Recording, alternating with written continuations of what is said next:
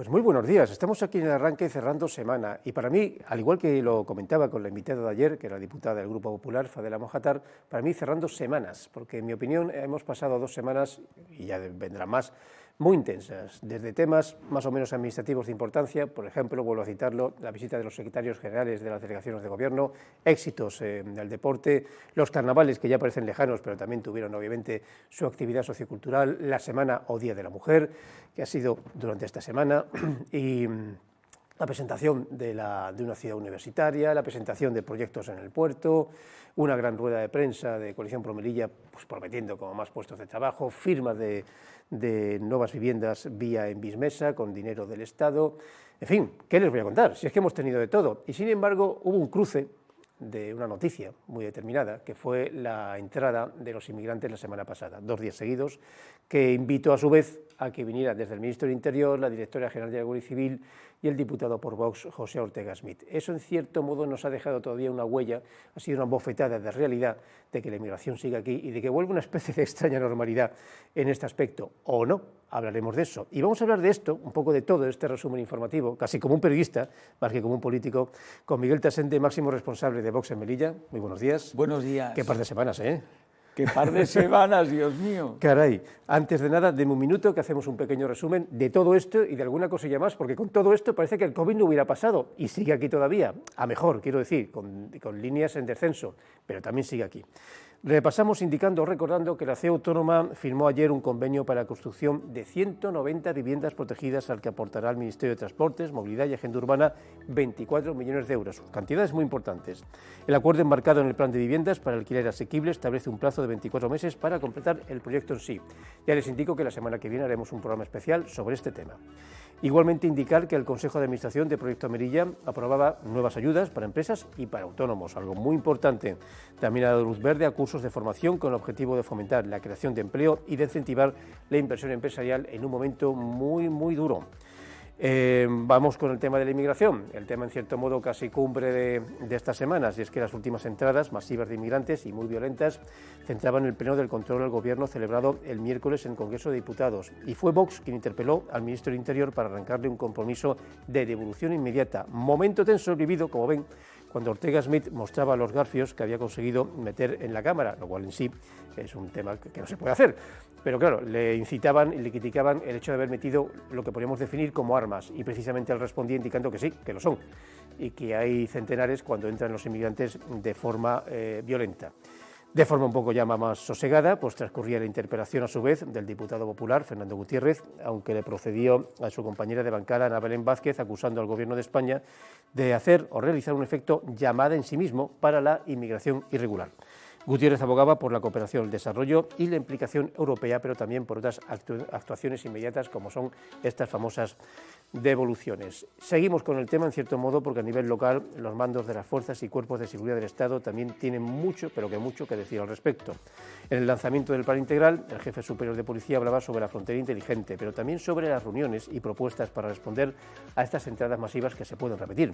Y sobre todo, y esto es muy importante, acordar con Marruecos determinadas devoluciones. Y cerramos con el COVID, porque parece que no hubiéramos hablado de él, de hecho no habíamos hablado de él prácticamente en 2 semanas, pero los casos activos de COVID continúan su descenso progresivo. Este miércoles ya estaban situados en 336, cifra que sigue siendo alta, pero son 200 menos que hace una semana y casi 2.500 menos que hace apenas unas 6 semanas.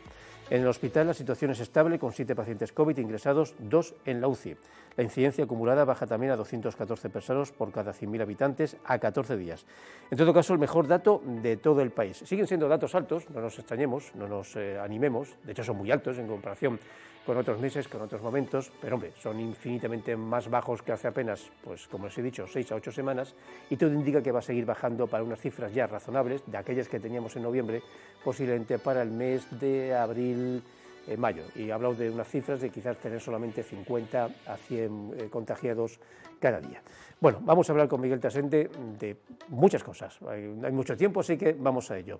De todo esto me gustaría hablar con usted, pero evidentemente ustedes han sido los más críticos en el tema de la inmigración, las entradas masivas, violentas, y en cierto modo fue un despertar de la realidad, porque habíamos pasado 2 años que entradas había, pero no de este tipo, y parecía que el tema de la inmigración como que se había aparcado por la frontera cerrada, por el COVID, y no. entraron con fuerza. Bueno, de hecho han seguido intentándolo, pero esta vez la gendarmería, que por cierto se la ha jugado hace unos días, sabemos de 5 gendarmes marroquíes heridos, y esta vez los nuestros ya reforzados, pues impiden estas entradas. ¿Cómo lo vieron ustedes? Porque leí unos escritos suyos como críticos, pero también muy dramáticos. Bueno, es que somos los más críticos. Sí lo somos porque creemos que el problema es de mucha relevancia. Primero, pensemos en el alcance, es decir, esta gente que pasa lo que está es violando las fronteras de España, violando las fronteras de Europa. Es decir, no es un problema que se restrinja a un pequeño territorio como es Melilla, que ya es grave para los melillenses, es que esto tiene mucho más alcance, ¿de acuerdo? Luego ocurre que tiene una trascendencia ya no solo en el acto ilegal del traspaso de la frontera, sino de la imagen y del futuro que pueda tener Melilla como ciudad económicamente viable cuando suceden este tipo de cosas. De hecho, conectando con lo que usted ha presentado ahora mismo, cuando se expuso a la opinión pública el pasado miércoles el plan estratégico de Melilla que preparó el Gobierno, allí hubo la intervención, como usted acaba de decir, de la Policía Nacional, del jefe superior y del coronel de la Guardia Civil de aquí de Melilla. Hombre, en principio suena raro que en la presentación de un plan estratégico estén pues, los máximos responsables de la seguridad, de las fuerzas y cuerpos de seguridad del Estado en nuestra ciudad. ¿Y esto por qué es? Hombre, por la implicación enorme que tiene la valla. Es decir, es cierto que podemos hacer grandes planes para Melilla, a continuación nos viene una avalancha de este tipo y bueno, la imagen que damos, ya me dirá usted qué empresas vamos a traer para que vengan a Melilla con este tipo de cosas, que no son excepcionales. Es decir, hay que pensar que los saltos a la valla, como usted también decía, se están produciendo de manera continuada desde hace mucho tiempo, muchos años. No con la cantidad masiva con que la hemos vivido últimamente y no tampoco de la manera tan violenta, cada vez más violenta, con estrategias militares como la propia Guardia Civil revela.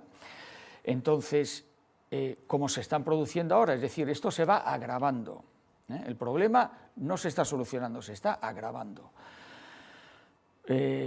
Son conocidas 3 asaltos con entrada a la valla en estos últimos días, uno de casi 500, otro de 300 y pico, hubo otro más al menos, del que quizá los medios de comunicación no se han hecho eco. En la zona de Mariguari, un asalto de unos poquitos cientos, de los cuales pasaron, creo recordar, que 13. Es decir, es que incluso más de lo que ha salido en los medios de comunicación. Oiga, la economía de Melilla con este tipo de cosas no puede prosperar. De hecho, lo vemos, en los planes estratégicos tenemos que hablar de este tema necesariamente, incluso a quien menos le gusta hablar de esto, al Gobierno. Entienden ustedes, a ver, ustedes proponen 2 parámetros, uno de ellos, cosa que se hizo en su momento, de hecho se le ha preguntado a la delegada del Gobierno varias veces, que hará unos 4 años me parece, 3 años y medio.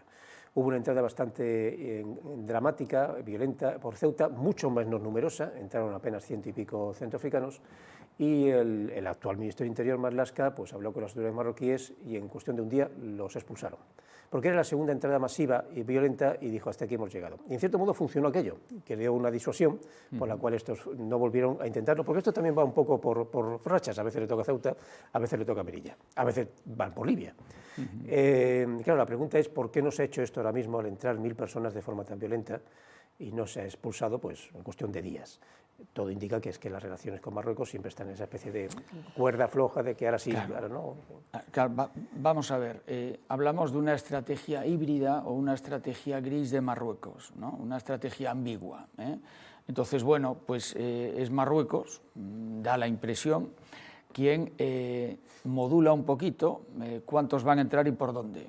Tenemos Ceuta, tenemos Melilla, tenemos luego las vías marítimas, entonces él pues, va repartiendo por aquí y por allá pues, un poco a su conveniencia y a su entender.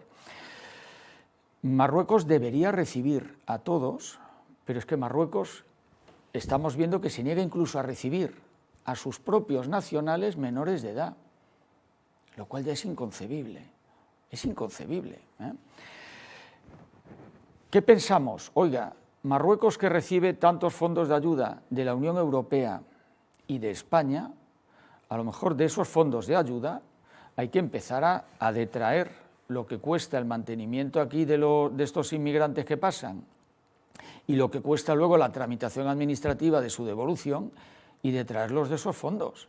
Y decir, Marruecos, de una manera o de la otra, tú te vas a hacer cargo de estos y tú tienes que recibirlos. Usted lo ha apuntado y todo el mundo lo dice, y sobre todo lo dicen los que entienden de esto, que son las fuerzas y cuerpos de seguridad.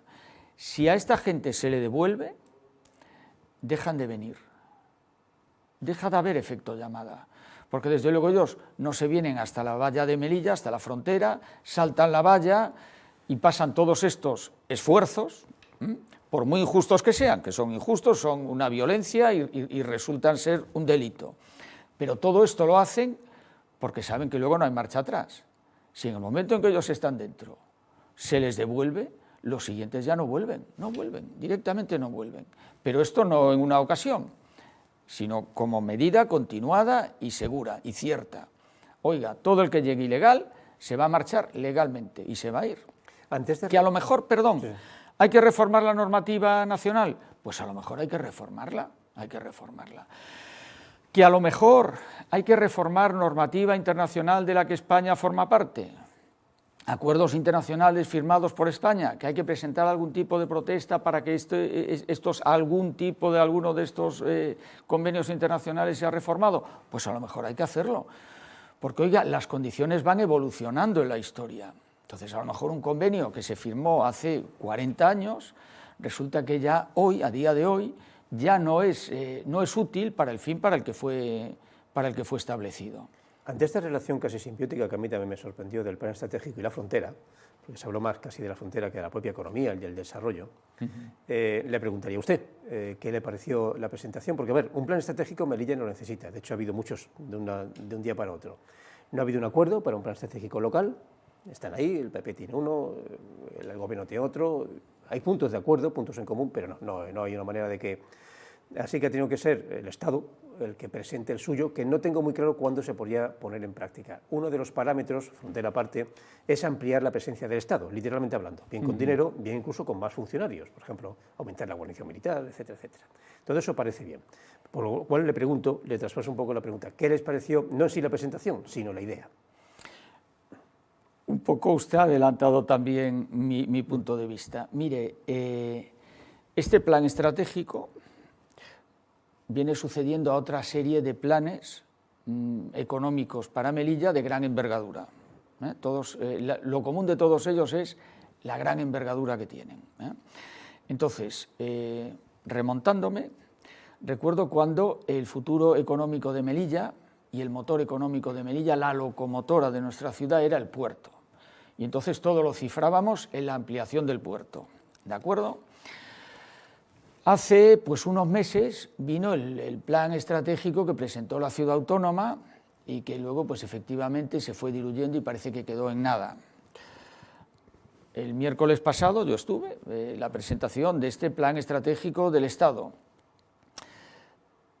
A continuación, o el mismo día y al día siguiente, nos vienen el presidente de la zona de Málaga, de la zona esta de alta tecnología, y entonces también nos presenta y dice que, bueno, que sería posible hacer en Melilla algo así como una sucursal de esta zona, ¿no?, que tiene.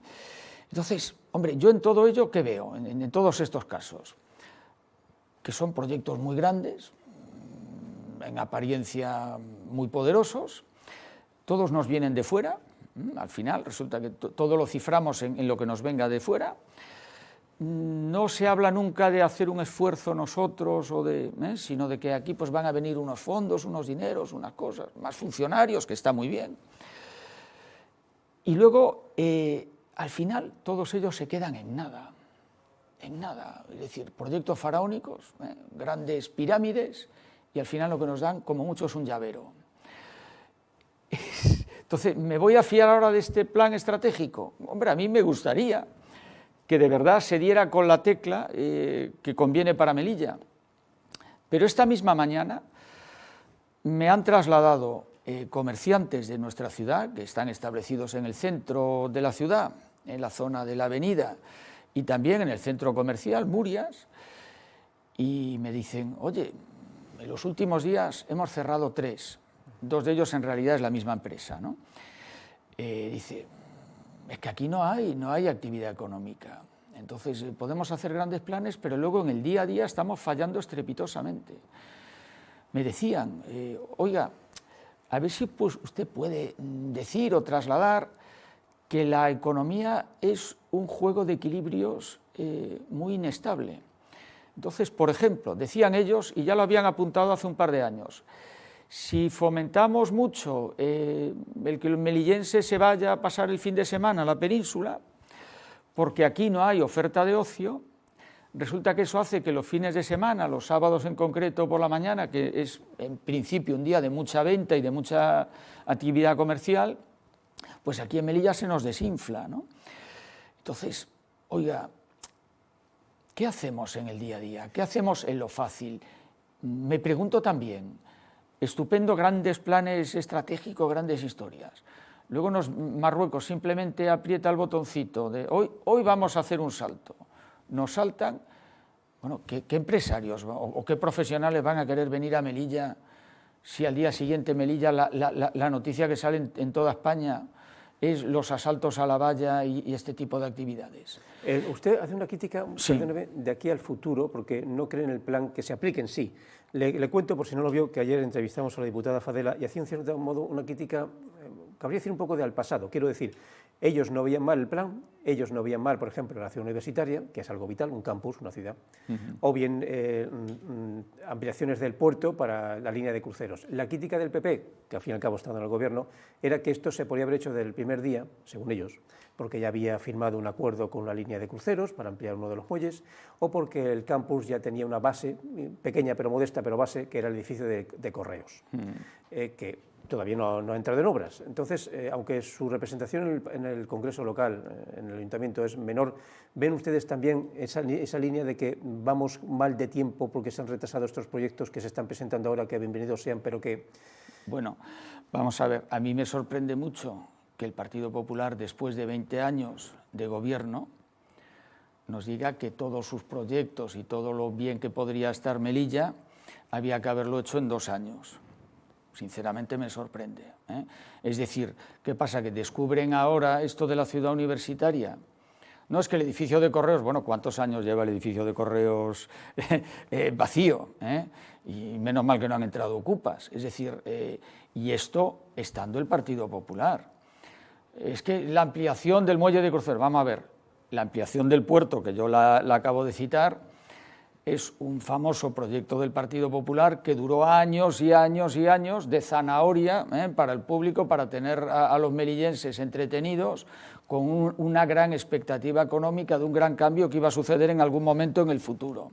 Y de momento el tiempo va pasando. ¿Cuántos años duró el proyecto este que no se concretó?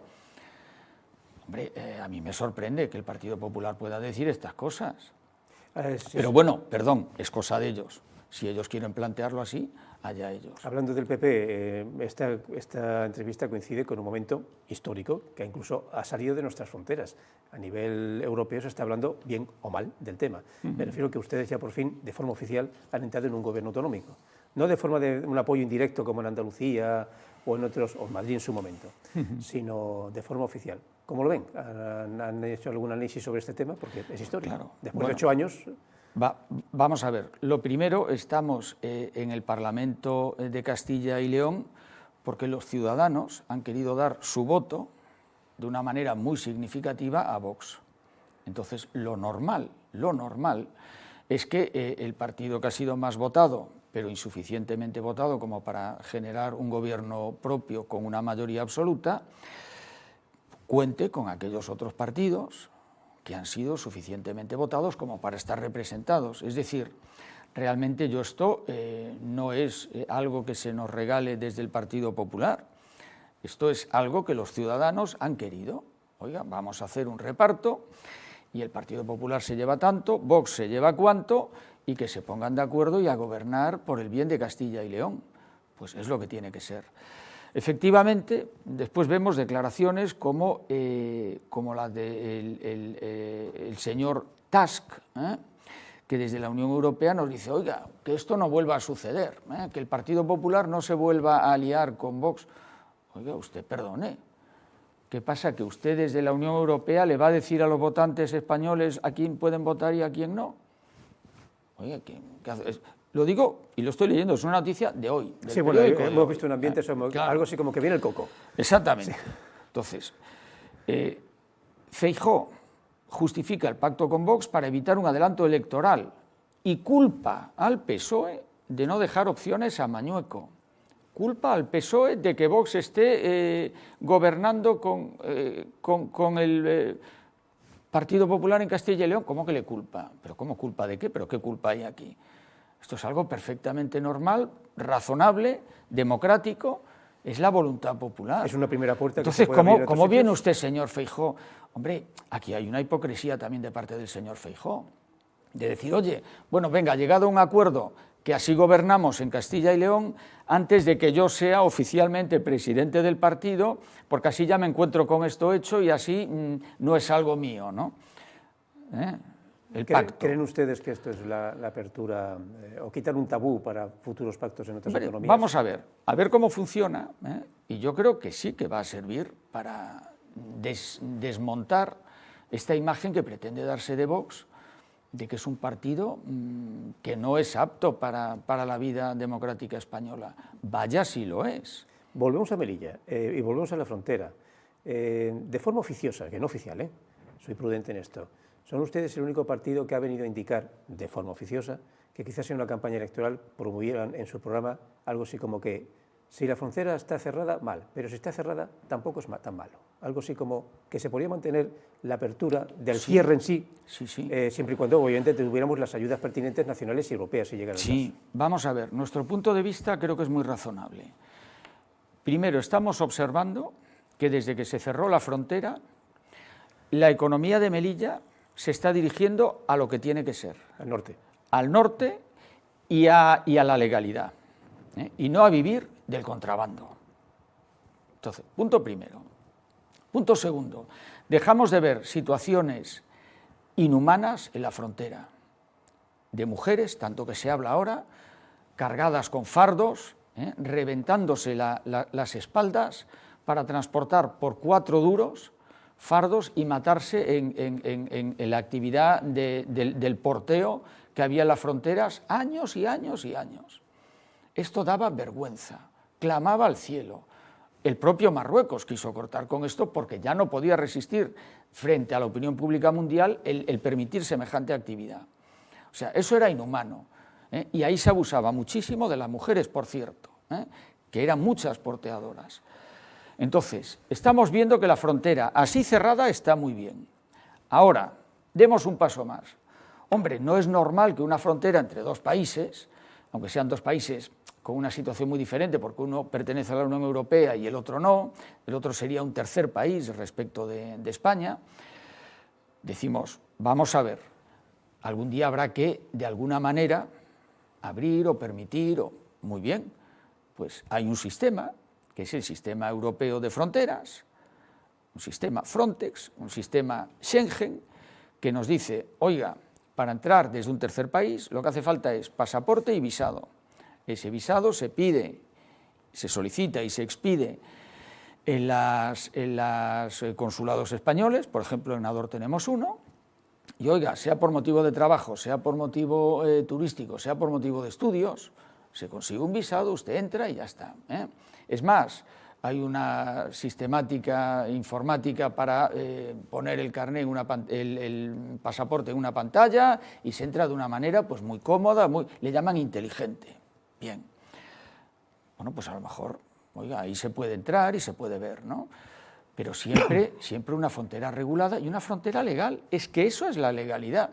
Lo otro era una excepción a la legalidad. Oiga, vamos a hacer una excepción a Schengen, vamos a permitir que se entre simplemente pues, con el carnet de identidad a los españoles y con el equivalente, la NECU, a los marroquíes residentes en la provincia limítrofe, que es Nador, y entonces aquí vamos a...